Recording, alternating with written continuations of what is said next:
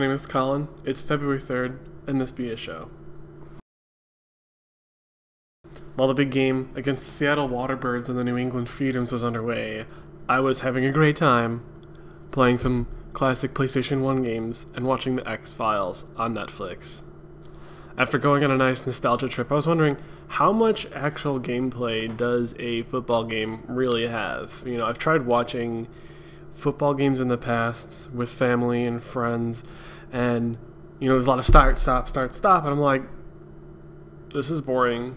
I'd rather go like watch hockey or like watch baseball or not watch football.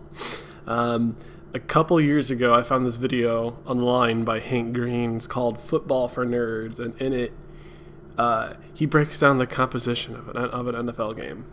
Welcome to a nerd's guide to football. Since 1 out of every 3 people in America will be spending time watching football this year, the most important and interesting question to me is why? Why is this sport so successful? Why will we be spending a collective 300 million man-hours of time watching the Super Bowl this year when, and this is a shocking statistic, that is the amount of time that it took to create Wikipedia? A recent study found that in the average 2-hour and 54-minute long football televised broadcast, a full hour was advertisements, 75 minutes was football players milling around or setting up for plays, 17 minutes was replays of stuff that had already happened, and the actual gameplay, the amount of time that the ball was in play and the players were playing in a 3-hour-long broadcast of football, was 11 minutes. Wow, it's hard to believe that after all the short bursts of gameplay, it only adds up to 11 minutes.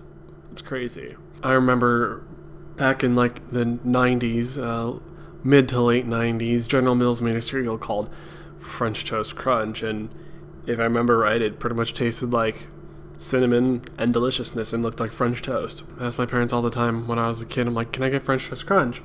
And they'd always buy me a couple boxes.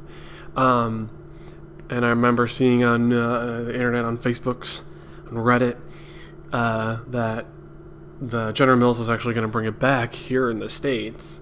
So I checked on their website, and it is true. I went to several grocery stores in the area over the past couple weeks, and they said, no, we don't have it yet. We don't know when we're getting it.